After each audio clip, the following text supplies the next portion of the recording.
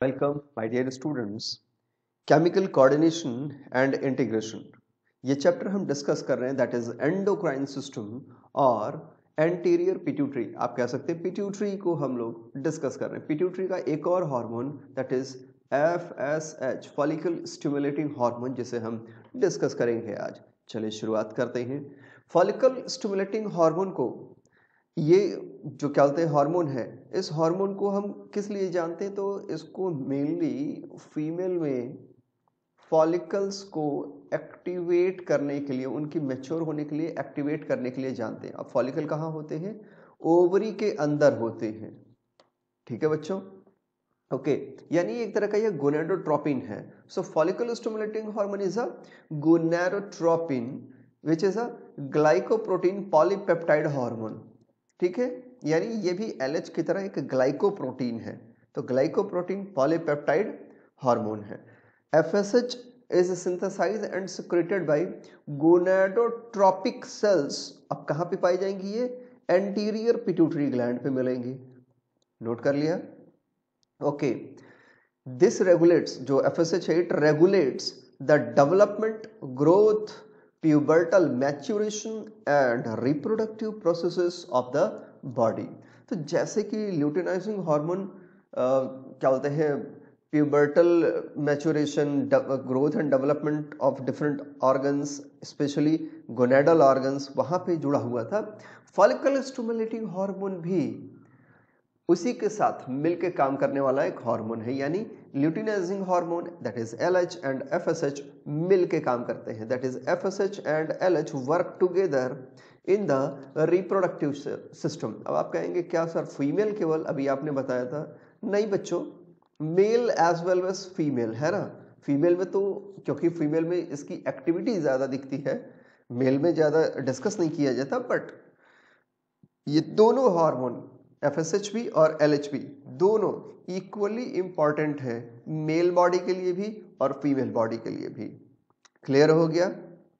तो आज हम फॉलिकल स्टिमुलेटिंग हार्मोन पे ही फोकस करते हैं, आगे बढ़ते हैं।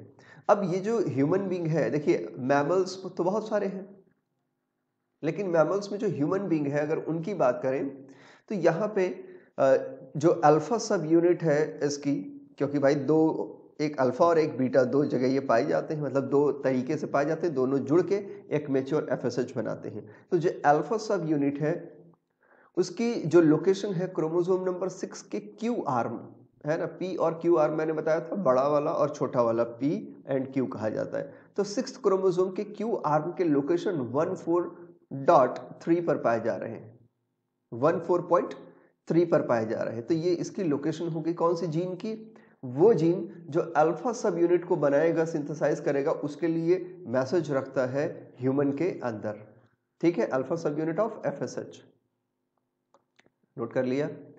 It is expressed in 2 cell types, most notably the basophils of the anterior pituitary. ठीक है, तो यहाँ पे आप देख रहे हैं कि 2 सेल टाइप है, जैसे गोनेडोट्रोपिक आपने पढ़ा, तो वहां पे जो बेसोफिल होंगी, वहां पर, कहां पर? एंटीरियर पिट्यूटरी में, वहां पे ये ज्यादा एक्सप्रेस होता है।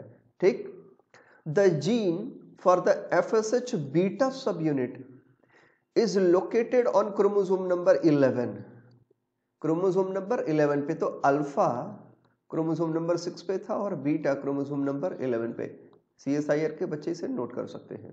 ओके बच्चों, okay, the gene for the FSH beta सब unit is located on chromosome number 11, और 11 की इस बार ये P आर्म पे प्रेजेंट है ना। इसके पहले यहाँ पे ये Q आर्म था, अल्फा वाला। 6th क्रोमोसोम के Q आर्म पे, यहाँ पे P आर्म पे प्रेजेंट होगा। 11th के P आर्म पे लोकेशन है 1-3। लोकेशन क्या है? 1-3। तो जब क्रोमोसोम बाइंडिंग मैंने आपको पढ़ाई थी, तो उसमें मैंने बताया था कि ये चीज हम कैसे डिसाइड करते हैं, लोकेशन वगैरह कैसे डिसाइड करते हैं। तो ये समझ में आ गया। क्रोमोसोम 11 के P आर्म पे लोकेशन 1-3 पर बीटा सब यूनिट के जीन प्रेजेंट होते हैं of follicle stimulating hormone and is expressed in gonadotropes of the pituitary cells controlled by GnRH, जो हाइपोथैलेमस से आएगा। ठीक है, and it is inhibited by inhibin, again ये हाइपोथैलेमस का हार्मोन है, एंड इनहेंस्ड बाय एक्टिविन, तो एक्टिविन से इसकी जरूर क्या कहते हैं एक्टिविटी बढ़ जाएगी, इनहिबिन से स्टॉप हो जाएगी, और जीएनआरएच इसके सिंथेसिस और सिक्रेशन के लिए रिस्पॉन्सिबल है। नोट कर लिया? Okay good. FSH regulate development, growth, puberty, फलाना फलाना फलाना, ये आपने पहले पढ़ रखा है। चलिए, in both male as well as in females, FSH stimulate the maturation of primordial germ cells। जब मैंने आप लोगों को क्या बोलते हैं spermatogenesis and oogenesis, that is gametogenesis का लेक्चर दिया था, अगर आपको याद हो, गैमेटोजेनेसिस का लेक्चर मैंने जब आपको दिया था तो मैंने वहां पे आपको प्राइमोर्डियल लेयर्स के बारे में बताया था, ठीक है। और मैंने बताया था कि फीमेल और मेल में ना ये प्रोसेस थोड़ी थोड़ी डिफरेंट होती है, फीमेल में और मेल में। प्राइमोर्डियल जर्म लेयर जो सेल्स होती हैं, इनकी मैच्योरेशन और एक्टिविटी का तरीका थोड़ा सा डिफरेंट होता है, पैटर्न सेम होता है। मेल में ये जो जितनी भी एक्टिविटी होगी एफएसएच की, वो प्यूबर्टी के सेट होने पर होगी, जब प्यूबर्टी सेट होगा, है ना। लेकिन फीमेल में जब फीमेल चाइल्ड या फीटस के फॉर्म में जब अपने मदर के यूटेरस में रहता है, तो 5 से लेके 7 मंथ के बीच में, है ना, 5th मंथ जब एंड होता है और 6th मंथ जब स्टार्ट होता है, तब से लेके 7th month, 7th to 8 month, यानी लगभग 55 दिन के ड्यूरेशन पर, इस ड्यूरेशन पे फीमेल के अंदर प्राइमोर्डियल जर्म सेल्स पे एक्टिविटी स्टार्ट हो जाती है। लेकिन वो एक लेवल बढ़ते ही, जैसे आप कह सकते हैं कि अगर मियोसिस की प्रोसेस वहां स्टार्ट हो रही थी, तो मियोसिस आपको पता है कि 2 हिस्सों में बटा होता है, meiosis first and meiosis second.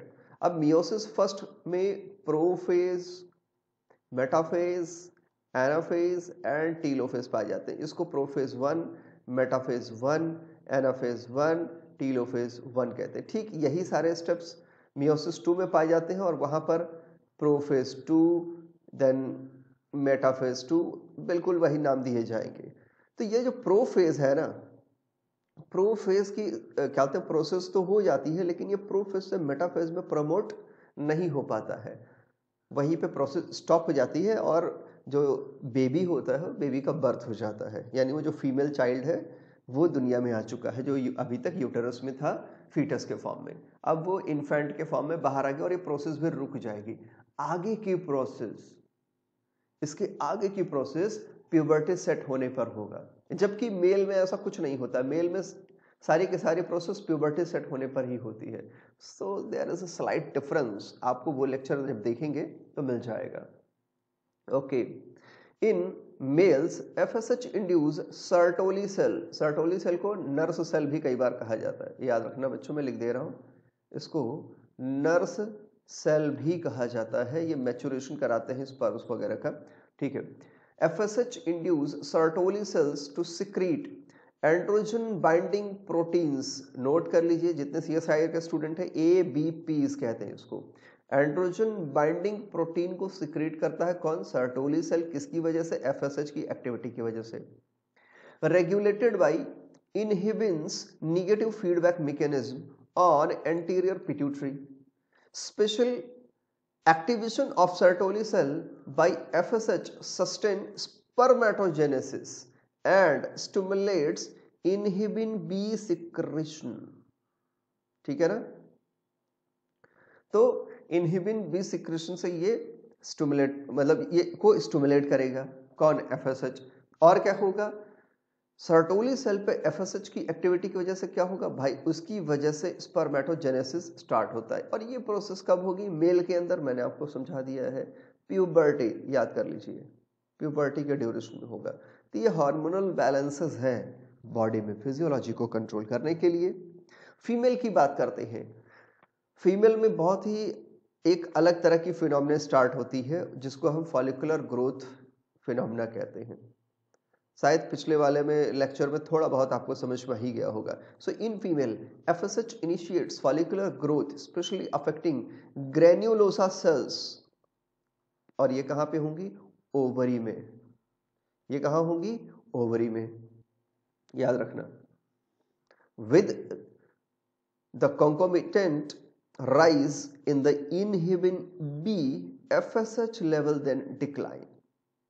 भाई जैसे बात है, जैसे जैसे इनहिबिन बी का लेवल बढ़ेगा, चाहे मेल बॉडी में चाहे फीमेल बॉडी में, इसका नाम ही है इनहिबिशन करने वाला हार्मोन। तो जैसे जैसे इसका लेवल बढ़ेगा वैसे वैसे एफएसएच का लेवल घटेगा, और ये नेगेटिव फीडबैक चलती रहती है। यहाँ मेल में भी आपने देखा और फीमेल में भी सेम चीज है, तो ओवरऑल तरीका सेम है। ओके, तो rise in inhibin B, FSH level then decline in the late follicular phase. Follicular phase जब एंड होने वाला होता है, मतलब 7-8-9 दिन बीत जाते हैं, तो एफएसएच का लेवल घट जाता है। ठीक, it is due to the activity of inhibin B, मतलब इसके निगेटिव फीडबैक की वजह से। This seems to be critical in selecting only most advance follicle to proceed to ovulation, है ना। आप सोचते होंगे ना कि क्यों रोक रहा है वो, इसीलिए कि अगर ऐसा होगा तो अब उसके बाद जो सबसे ज्यादा मैच्योर एग होगा, जो कि फॉलिकल्स के, भाई फॉलिकल क्या होते हैं? बहुत सारे सेल होते हैं। ग्रेनुलोसा की आप बात करें, वहां पे बहुत सारे सेल होते हैं जो प्राइमोर्डियल जर्म लेयर से ही क्या होते हैं, क्या मियोसिस करके बने होते हैं। अब इनमें मैच्योरेशन हो रहा होता है। ये सभी के सभी हैप्लॉइड कंडीशन में होते हैं, हैप्लॉइड हो जाते हैं, कुछ इसमें से डिप्लॉइड भी रहते हैं। ठीक, लेकिन जो फॉलिकल की क्या होते हैं, जो ओवुलेशन के लिए तैयार होते हैं, वो स्पेशली मियोसिस 1 और मियोसिस 2 की मेटाफेज लगभग पार कर चुके होते हैं, और उसी स्टेप पर रुके रहते हैं जब तक कि इनका ओवुलेशन ना हो जाए। थोड़ी सी कॉम्प्लेक्स होती है फीमेल में स्ट्रक्चर्स, आपको कई बार मैंने इस चीज को पढ़ा रखा है, तो ज्यादा दिक्कत नहीं आनी चाहिए, इसलिए हार्मोन में सबसे लास्ट में पढ़ा रहा हूँ, ताकि आपकी जो पीछे की जितनी नॉलेज है उसको आप अपडेट कर लें अपने साथ। ओके, तो ये जो हैप्लॉइड फॉलिकल्स हैं जो कि अब मैच्योर हो रहे हैं, इसमें से जो सबसे बेस्ट होगा, मान लीजिए ये वाला सबसे बेस्ट है, दिस वन, यही बाहर निकलेगा, इसी का ओव्यूलेशन होगा। क्लियर हो गया? ये बाहर निकलेगा और इसका ओव्यूलेशन होगा। At the end of luteal phase, there is a slight rise in FSH seems to be important for start the next ovulatory cycle। क्योंकि भाई अगर देखिए, अगर फर्टिलाइजेशन होगा तब तो इसकी जरूरत ही नहीं है FSH की, लेकिन अगर नहीं हुआ तो एग डिस्ट्रॉय हो जाता है। जैसे ही डिस्ट्रॉय होगा, ल्यूटियल फेज एंड करना शुरू हो जाता है, और कुछ दिन के बाद ल्यूटियल फेज पूरी तरह से डिमिनिश्ड, गायब, है ना। ऐसे टाइम पे फिर से FSH का लेवल बढ़ता हुआ दिखेगा। अब वहां पे इनहिबिन नहीं दिखेगा, FSH दिखेगा, FSH सिक्रीट होना शुरू होगा, यानी ये फिर से जर्म सेल्स को, फॉलिकुलर के ग्रुप्स को, जितने भी फॉलिकुलर ग्रुप हैं ओवरी के अंदर, उनको फिर से मैसेज देगा, देखो भाई पिछली बार कोई सक्सेस नहीं मिली, चलिए फिर से मेहनत करते हैं और एग मैच्योर करते हैं। जो सबसे अच्छा मैच्योर एग होगा उसका ओवुलेशन कराएंगे, बाहर जाने देंगे, चांस क्रिएट करेंगे कि फर्टिलाइजेशन हो पाए। तो ये कंटिन्यू रहेगा। ओके बच्चों, जो अभी तक हम डिस्कस कर रहे थे उसको थोड़ा सा और ब्रॉड करके समझते हैं। देखिए, मेल और फीमेल मैंने समझा दिया, उसी चीज को थोड़ा सा और ब्रॉड करते हैं। जैसे आपको पता ही FSH क्या काम करेगा, ओवेरियन फॉलिकल्स को स्टिमुलेट करेगा, है ना, ताकि वो मैच्योर हो पाए। जो इमेच्योर फॉलिकल्स है उनको मैच्योर होने का सिग्नल प्रोवाइड करेगा। द एंट्रल फॉलिकल्स जो छोटे वाले होते हैं, स्मॉल फॉलिकल्स जो शुरू में बने, याद करिए मैंने बताया था ना, एकदम शुरुआत में बने थे, यूटेरस के अंदर ही बन गए थे जो, तो वो एंट्रल फॉलिकल्स है। लेकिन जब प्यूबर्टी सेट होती है तो FSH ज्यादा सिक्रीट होता है, जिसकी वजह से ये एंट्रल फॉलिकल्स अब धीरे धीरे मैच्योर फॉलिकल्स में, या ल्यूटियल फॉलिकल आप कह सकते हो, उसमें कन्वर्ट होना शुरू होते हैं। FSH is major survival factor that rescues the small antral follicles from apoptosis। apoptosis तो आपको पता है बच्चों, आप लोगों को मैंने मॉलिक्यूलर में समझा रखा है। प्रोग्राम्ड सेल डेथ को कहते हैं। ठीक है ना, जब सेल की डेथ हो एकदम प्रोग्राम्ड तरीके से कि ये जीन का सिग्नल ऐसा आएगा, P21 ऐसे एक्टिवेट होगा, 56 ऐसे एक्टिवेट होगा और स्टेप वाइज सेल की डेथ हो जाए, तो इसी प्रोसेस को हम एपोप्टोसिस कहते हैं। ठीक है, इसके लेक्चर्स मैंने अपलोड कर रखे हैं, आप देख सकते हैं। आगे बढ़ते हैं। तो आपने देखा कि FSH कितना इंपॉर्टेंट है। FSH हद से ज्यादा इंपॉर्टेंट है, एंट्रल फॉलिकल्स के सर्वाइवल के लिए उनको एपोप्टोसिस से बचा लेता है। Now in the luteal follicle phase transition period, the serum level of progesterone and estrogen decrease and no longer suppress the release of FSH, जिसकी वजह से FSH पीक बनता है एट अबाउट 3 डे। जो शुरुआत मेंस्ट्रुअल साइकिल जब start होती है, डे 1 से लेके 1, 2, 3, ये 3 दिनों तक FSH बहुत पीक पे दिखता है।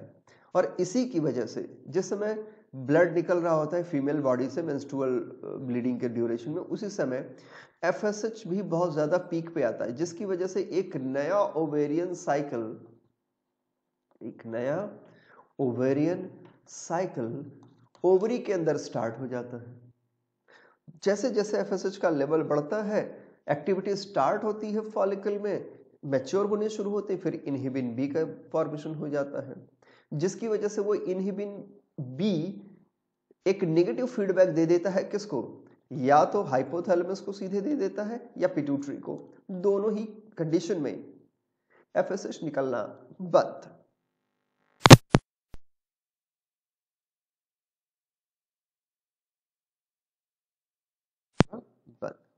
Okay, good. The cohort of small antral follicle is normally sufficient in number to produce inhibin B, जिसकी वजह से FSH का लेवल कम हो जाए। ठीक, ओके। उसी चीज का यहाँ पे चार्ट बना हुआ है। ये आपका ब्रेन पोर्शन है, इसी को यहाँ पे बड़ा करके दिखाया। ब्रेन पोर्शन का जो एमिगडेला पार्ट है, जो कि हाइपोथैलेमस से जुड़ा है, वहां से न्यूरॉन का कनेक्शन है यहाँ पे हाइपोथैलेमस में। इसी चीज को बड़ा करके थोड़ा दिखाया, ब्रेन के अंदर का हिस्सा। और वहां पे न्यूरॉन्स क्या करेंगे, जो एमिगडेला से मैसेज आएगा उसके रिस्पॉन्स में जो हाइपोथैलेमस की न्यूरॉन्स हैं वो हार्मोन बनाएंगी। ठीक है, और वो हार्मोन कौन सा होगा? GnRH, और उसको ब्लड के थ्रू रिलीज कर देंगे एंटीरियर पिट्यूटरी पे। एंटीरियर पिट्यूटरी पे जब GnRH आएगा तो यहाँ पे इसकी वजह से FSH का बनना शुरू हो जाएगा। ये FSH रिलीज होगा ब्लड में और ट्रांसफर होगा कहाँ? ओवरी पे। ओवरी में आने के बाद जितने भी ग्राफियन फॉलिकल्स पाई जाएंगी यहाँ पे, ग्राफियन फॉलिकल्स, जिसको कि बार बार हम लोग फॉलिकल कह रहे हैं, तो जो ग्राफियन फॉलिकल आएंगे उनकी एक्टिविटी स्टार्ट होगी और उनका मैच्योरेशन, उसके अंदर जो फॉलिकल्स हैं, उसके अंदर की जो फॉलिकल्स है बच्चों, उसका मैच्योरेशन स्टार्ट हो जाएगा। क्या होगा? मैच्योरेशन स्टार्ट होगा, मैच्योर होना स्टार्ट हो जाएंगे। क्लियर? अब ये जब मैच्योर होंगे तो ओवुलेशन होगा, लेकिन FSH कितने दिन रहेगा इस ओवरी में? तो मेंस्ट्रुअल साइकिल यानी ब्लीडिंग जो स्टार्ट होती है डे 1 से लेकर के मुश्किल से मुश्किल डे 3 तक FSH का लेवल पीक पे रहता है, मतलब बहुत हाई रहता है। अब इसके पीक होने की वजह से क्या होता है? बहुत ही सिंपल प्रोसेस है। इसके पीक पे आने पे, FSH के पीक पे आने पे जब ग्राफियन फॉलिकल बनना शुरू करते हैं तो आपने देखा कि एक एक्शन हो रहा है जिसकी वजह से इनहिबिन बी बनना शुरू हो जाता है। क्या? इनहिबिन बी का बनना शुरू हो जाता है। तो इसी ड्यूरेशन में डे 5 डे 6 तक इनहिबिन का लेवल इतना बढ़ जाता है कि ये फिर एक नेगेटिव फीडबैक दे देते हैं ब्रेन को कि भाई सुनो, FSH की जरूरत नहीं है। अब ब्रेन का मतलब ये या तो पिट्यूटरी को ऑर्डर जाएगा और या तो फिर हाइपोथैलेमस को कि भाई हमें नहीं चाहिए FSH। तो एफएसएच का जो प्रोडक्शन है वो ड्रामेटिकली बहुत कम हो जाता है। ये समझ में आ गया? ड्रामेटिकली कम हो जाता है। एफएसएच का एक्टिविटी अगर हम 28 दिन की मेंस्ट्रुअल साइकिल की बात करें तो 14 दिनों का जो इसमें हिस्सा बांटा जाता है, शुरू के 14 दिन है ना, और अंतिम के 14 दिन। तो शुरू में जो एफएसएच की एक्टिविटी हुई थी वो हावी रहती है ओवरी के अंदर जो ग्रोथ प्रोसेस चल रही है, फॉलिकल्स का डेवलपमेंट होता रहता है। तो इसलिए शुरू के जो 14 दिन होते हैं इनको फॉलिकुलर फेज कहा जाता है, फॉलिकुलर फेज कहा जाता है। और लास्ट में ल्यूटियल फेज आ जाते हैं, ल्यूटियल फेज। मेरे ख्याल से आपको ये क्लियर होगा, वैसे तो कितनी ही बार इस चीज को हमने रिपीट किया है। तो समझ में आ गया एफएसएच की एक्टिविटी? ठीक है भाई, आगे बढ़ते हैं। When the follicle mature and reaches 8 to 10, शुरू में कितना था? 2 से लेकर के 3 mm था, और ये मैच्योर होके कितना हो गया? 8 to 10, साइज थोड़ी सी बड़ी हो गई। Then it starts secreting significant amount of estradiol। ठीक भाई, एस्ट्रोडायोल आपको पता है कि सेक्स हार्मोन की तरह बिहेव करता है। Normally in humans only one follicle become dominant and survive to grow to 18 to 30 mm size। जो 18, ये 8 से 10 तो मेच्योर हो गए। अब इनमें से जो डोमिनेट करेंगे, मान लीजिए 100 फॉलिकल्स एक साथ मेच्योर हुए, लेकिन उसमें से कोई एक फॉलिकल बहुत ही डोमिनेटिंग स्ट्रक्चर का होगा और वो अपनी साइज को 18 से लेकर के 18 से लेके 30 mm तक की साइज तक ले जाएगा। यही जो सबसे अच्छा डोमिनेटिंग और बढ़िया स्ट्रक्चर वाला होगा, यही ओवुलेशन करके बाहर निकलेगा। क्लियर हो गया? Okay. The remaining follicles in the cohort undergoes atresia, यानी अब उनका धीरे धीरे क्या होगा? एक ग्रुप बनेगा और उनकी एक्टिविटी स्टॉप हो जाएगी। अब वो मैच्योर होना बंद कर देते हैं और धीरे धीरे आप कह सकते हैं कि रेस्ट पे आते हैं या डेथ होनी शुरू हो जाती है। उसके पहले वो सभी एक ग्लैंड में कन्वर्ट हो जाते हैं जो अंदर रहता है। इसको कार्पस ल्यूटियम कहा जाता है, इसलिए लास्ट के 14 दिन को ल्यूटियल फेज भी कहा जाता है, कार्पस ल्यूटियम की वजह से। ठीक, इस एग को 14वें दिन निकलने के लिए, अगर 28 दिन में से 14वां दिन मिडिल माना जाए, तो निकलने के लिए ल्यूटिनाइजिंग हार्मोन का पीक चाहिए होता है। This is called LH surge, जो पीछे आपने पिछले लेक्चर में पढ़ा था। तो sharp increase in estradiol production. एस्ट्रोडायोल क्यों बन रहा है? क्योंकि मैच्योरिटी आ चुकी है फॉलिकल्स में और वो मैच्योर होते ही एस्ट्रोडायोल को सिक्रीट करना शुरू करते हैं। ये देखिए, जब मैच्योरिटी आ जाती है तो यही ग्रुप जो है वो एस्ट्रोडायोल का सिक्रेशन इनिशिएट करता है। Okay, so the sharp increase in estradiol production and by the dominating follicle, ठीक है, cause a positive effect on hypothalamus, जिसकी वजह से हाइपोथैलेमस से मैसेज जाएगा पिट्यूटरी को और पिट्यूटरी GnRH के प्रभाव में आकर के LH निकालना शुरू कर देगा। और LH 13वें 14वें दिन इतना निकलता है कि उसको पीक कहा जाता है। LH पीक आ गया है, उसी को LH सर्ज कहते हैं। जब LH सर्ज होगा उसी दिन सबसे जो डोमिनेटिंग क्या बोलते हैं फॉलिकल है, मैच्योर एग है, वो बाहर निकलेगा और ओवरी से निकल करके फैलोपियन ट्यूब में पहुंच जाएगा। This is called ovulation. समझ में आ रहा है ना? तो डोमिनेंट फॉलिकल किसको कहेंगे? तो possibly along with decrease in gonadotropin surge attenuating factor, यानी यहाँ पे एटेन्यूटिंग फैक्टर भी रहेगा डोमिनेटिंग फॉलिकल में। एटेन्यूशन आपको मैंने पढ़ाया होगा, जो पिछला लेक्चर दिया था आप, पिछला क्या उसके बहुत पहले लिया था, RNA इंटरफेरेंस का एक लेक्चर लिया था मैंने बहुत शुरू में, लगभग आज से 3 to 4 years पहले,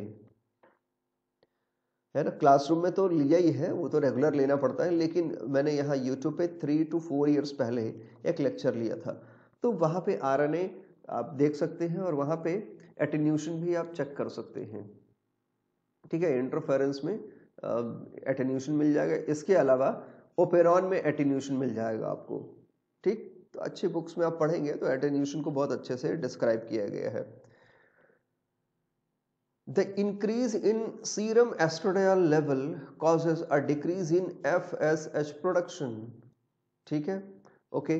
The decrease in serum FSH level causes smaller follicles in current cohort to undergo atresia, यानी अब इनकी डेथ होगी, आप कह सकते हैं, as they lack sufficient sensitivity of FSH to survive। भाई डेथ क्यों हो जाएगी? जो स्मॉलर फॉलिकल है उनकी डेथ हो जाती है। क्यों? एट्रेसिया, यहाँ पे इसका मतलब यही है। एट्रेसिया क्यों होगी? क्योंकि एफएसएच का सिग्नल नहीं मिल रहा है। Sufficient amount of FSH is very very necessary for the survival of smaller follicles and so that they can mature also under the influence of FSH. इसलिए अब क्योंकि एफएसएच का लेवल एकदम से घट गया है, इसलिए smaller follicles they cannot more survive। समझ में आ गया? ओकेजनली आप लोगों ने जुड़वा बच्चे सुने होंगे, ट्विंस। दो तरह के ट्विंस सुने होंगे, आइडेंटिकल ट्विंस है ना, और मैटरनल ट्विंस। ठीक, आइडेंटिकल ट्विंस एक ही जाइगोट से टूटते हैं, लेकिन मैटरनल ट्विंस में दो अलग अलग एग मैच्योर होके बाहर निकलते हैं और वो दोनों अलग अलग स्पर्म से फर्टिलाइज होते हैं। तो कभी कभी ऐसा होता है, occasionally two follicles reach at 10 mm stage at the same time by chance, as both are equally sensitive to FSH, both survive and grow in low FSH environment।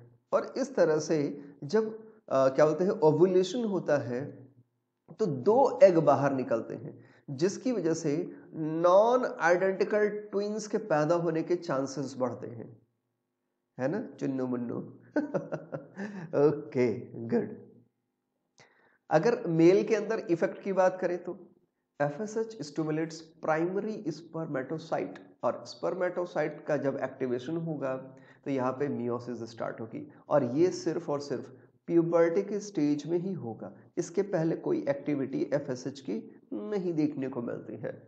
ठीक, जबकि फीमेल में ये थोड़ा सा चेंज आता है ना, अलग अलग रिसर्च पेपर्स पढ़ेंगे तो वहाँ पे अलग अलग आपको क्या होता है हाइपोथेसिस देखने को मिल सकती है, और कई जगह तो उसको प्रूव भी किया गया है। Okay, FSH stimulates spermatocyte to undergo first division of meiosis to form secondary spermatocyte, और फिर वहां से आगे फाइनली स्पर्म बनाने के लिए। ठीक, FSH enhance the production of androgen binding protein, इसको तो आप याद ही कर लेंगे, एंड्रोजन बाइंडिंग प्रोटीन्स ABPs, चाहे वो मेल हो या फीमेल हो, दोनों जगह पे एंड्रोजन बाइंडिंग प्रोटीन्स चाहिए। अब मेल में ये थोड़ा ज्यादा सिग्निफिकेंट है ABP। ठीक है, एंड्रोजन, क्योंकि एंड्रोजन जो होता है वो मेल में मैक्सिमम अमाउंट में सिक्रेट होता है, फीमेल में आप कह सकते हैं कि अप्रोक्सीमेटली एब्सेंट होता है। तो एंड्रोजन, आप कई लोग इसे मेल हार्मोन भी कहते हैं, कुछ लोग इसको एकदम नाम ही दे देते हैं, भाई ये मेल हार्मोन है, मेल हार्मोन भी कहते हैं, है ना, पुरुष हार्मोन। तो आप बस याद रखिए, बट फिजियोलॉजी इज फिजियोलॉजी, और आजकल तो कुछ ज्यादा ही मेडिकल साइंस में चेंजेस आ रहे हैं। सो एंड्रोजन बाइंडिंग प्रोटीन का प्रोडक्शन होगा किसके द्वारा? सर्टोली सेल के थ्रू। सर्टोली सेल जो कि टेस्टिस में प्रेजेंट है, ठीक है, by binding FSH receptor on their basolateral membrane and is critical for the initiation of spermatogenesis। अब इसको एकदम चार्ट की तरह अगर पढ़ना चाहें तो देखिए, ये है, मान लीजिए कि मैं सेल बनाता हूं, ये है एक सेल, सर्टोली सेल। ठीक है, सर्टोली सेल एफएसएच के प्रभाव में एंड्रोजन बाइंडिंग प्रोटीन का प्रोडक्शन करेंगे। एंड्रोजन बाइंडिंग प्रोटीन का प्रोडक्शन करेंगे। ठीक है, और ये कौन है? ये खुद है Sertoli cell. Okay, Sertoli cell ने एंड्रोजन बाइंडिंग प्रोटीन का प्रोडक्शन स्टार्ट किया, किसके प्रभाव के अंदर? एफएसएच के इफेक्ट की वजह से।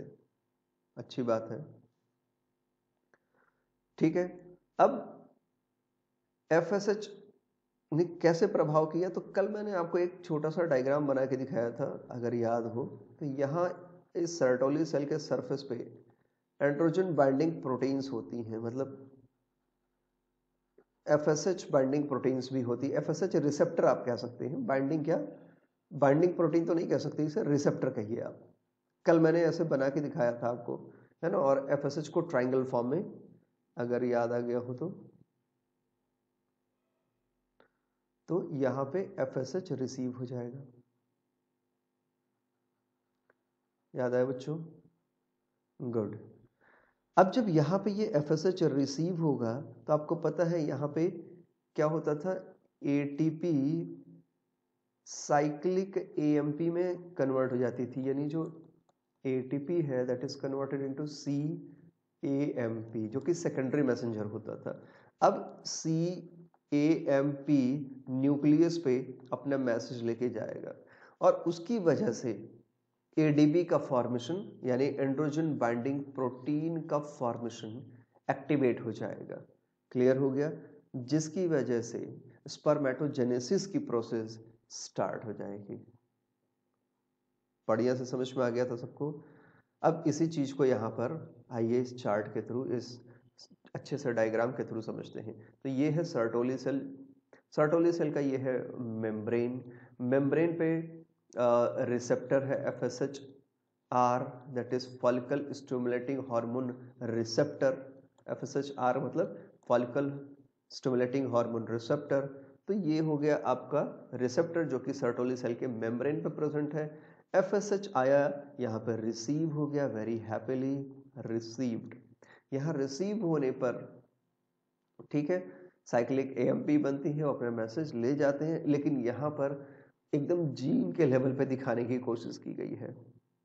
देखिए क्या क्या चेंजेस आ रहे हैं और कैसे सेल की डेथ हो सकती है या कैसे एक्टिविटी स्टार्ट हो जाएगी। तो जब GAS प्रोटीन के थ्रू ये एक्टिविटी आगे बढ़ेगी तो ये साइक्लिक AMP बनाएंगे, ठीक है, और PKA के इफेक्ट में एपोप्टोसिस स्टार्ट हो जाएगी। अब इसका दूसरा तरीका है कि या तो सेल डेथ हो या फिर ये एक दूसरा बाईपास यूज करे जिससे कि माइटोटिक एंड ट्रॉफिक इफेक्ट शुरू हो और स्पर्मेटोजेनेसिस शुरू हो। दूसरी तरह से एक और तीसरा पाथवे ले सकते हैं। ये फर्स्ट है, ये सेकंड है, ये थर्ड है। साइक्लिक AMP के पास कई मैसेजेस हो सकते हैं, ठीक है। तीसरा पाथवे ये ले सकता है कि ERK, ठीक है, यानी जो काइनेज है इसको एक्टिवेट करे और काइनेज बदले में क्या करे? माइटोटिक एक्टिविटी को बढ़ाए जिसकी वजह से स्पर्मेटोजेनेसिस शुरू हो। क्लियर हो गया? लेकिन जब ERK एक्टिवेट होगा तो बदले में ये गैस प्रोटीन की एक्टिविटी को, यानी ये जो गैस प्रोटीन की एक्टिविटी जिसकी वजह से साइक्लिक AMP बन रहा था उसको रोकता है, इनहिबिट करेगा। क्लियर? ओके। इसके बाद GAI प्रोटीन, अगर पाथवे FSHR से मैसेज GAI प्रोटीन तक पहुंचेगा तो वो क्या करेगा? डायरेक्टली ERK बनाएगा और स्पर्मेटोजेनेसिस को इनिशिएट करेगा। बदले में वो साइक्लिक AMP को बनने से रोकता रहेगा। बीटा अरेस्टिन के पाथवे को अगर फॉलो करते हैं तो ERK प्रोटीन, जो ये काइनेज प्रोटीन है, ये सभी एंजाइम्स है, ठीक है ना। जीन है और जीन के थ्रू एंजाइम्स आपको दिख रहे होंगे। तो सेल के अंदर इसी तरह से फंक्शन होता है। तो डायरेक्टली ये ERK को एक्टिवेट करेंगे और इनका एक डायरेक्ट फंक्शन है स्पर्मेटोजेनेसिस कराओ। एक दूसरा पाथवे, ये AKT जो क्या होते हैं, टायरोसिन वाले जो मॉलिक्यूल्स होते हैं वहां चल जा सकते हैं, ठीक। तो AKT की ओर ट्रांसफर होते हैं जो कि ऑलरेडी बीटा गामा डाइमर से बने होते हैं, उनके मैसेज के थ्रू इनका प्रोडक्शन हुआ होता है। तो P70S6 के जो काइनेज है इसको AKT के साथ मिलके ये कंबाइंड इफेक्ट करते हैं और ये फिर से स्पर्मेटोजेनेसिस के लिए क्या बोलते हैं, एक्टिविटी कर सकते हैं। और साथ ही साथ दूसरा रास्ता भी है कि ये क्या करते हैं? सेल डेथ को रोकते भी हैं, इनहिबिट करते हैं। एक और जीन है 4 जीन देखे आपने, ये 5वां पाथवे भी है। देखिए जितने CSIR के स्टूडेंट हैं ये सभी पाथवे जानते रहिए, और किसका इफेक्ट इस माइटोटिक एंड ट्रॉपिक इफेक्ट पे आ रहा है, इसको जरूर पढ़ेंगे। ठीक है, सेल डेथ तो आपको पता ही है कि सिर्फ 3 कंडीशंस में होनी है। पहली कंडीशन, जब साइक्लिक AMP PK1 होते हैं वो डायरेक्टली सेल डेथ करा सकता है, और दूसरी कंडीशन जो क्या बोलते हैं आपका बीटा गामा डाइमर का प्रोडक्ट है वो कर सकता है इसकी डेथ, और तीसरी APPL1 जीन का जो प्रोडक्ट है, चाहे वो mRNA डाइसर के थ्रू हो, वो आपको पता ही एपोप्टोसिस में ये सबसे ज्यादा यूज होता है डाइसर वाला, है ना, चाहे उसके थ्रू हो चाहे AKT के थ्रू हो। तो आपने देखा कि ये जो AKT है ये इन्वॉल्व है सेल डेथ की प्रोसेस के लिए। ठीक, क्लियर हो गया? ओके, तो अभी मैं APPL1 समझा दूं, फिर आपको सेल डेथ के बारे में भी यहीं पे समझा दूंगा, नहीं तो आप कंफ्यूज रहेंगे। ठीक है बच्चों, तो APPL1 जीन AKT प्रोड्यूस करेगा, AKT FOXO1 के साथ मिल करके सेल डेथ को रोकने में मदद करेगा। ठीक, या फिर एक दूसरा रास्ता है mRNA एंड डाइसर, ये भी सेल डेथ की ओर जाते हैं। आपको पता है mRNA में अगर डाइसर प्रोटीन हो, आर्गोनॉट 2 प्रोटीन हो, आपको पता है ये सभी एक्टिविटीज होते हैं। तो ये पर्टिकुलरली किसी भी टारगेट mRNA को, अगर कोई टारगेट mRNA हो तो उसको क्लीवेज में कन्वर्ट करते हैं, उसका क्लीवेज करा देते हैं। उसका क्या करा देते हैं? क्लीवेज कराते हैं। अब क्लीवेज की वजह से सेल की डेथ हो जाती है। तो ये समझ में आ रहा है? ठीक, यही है सिंपल सा आपका FSH का इफेक्ट। CSIR के बच्चे इसको जरूर नोट कर लेंगे। सेल सिग्नल्स, मैं बार बार आपसे कह रहा हूँ, सेल सिग्नल्स को मैं अलग से जब मॉलिक्यूलर बायोलॉजी पढ़ेंगे मैं वहीं पर आपको एक एक सेल सिग्नल बताऊंगा। यहाँ सिर्फ हार्मोन और उसकी इफेक्ट को जानते रहिए। ठीक है बच्चों, आगे बढ़ते हैं, और आगे बढ़ने का मतलब कि अब स्लाइड को यहीं पे एंड करते हैं। नेक्स्ट लेक्चर पे नेक्स्ट हार्मोन का डिस्कशन होगा। तब तक के लिए गॉड ब्लेस यू, खुश रहिए, जय हिंद।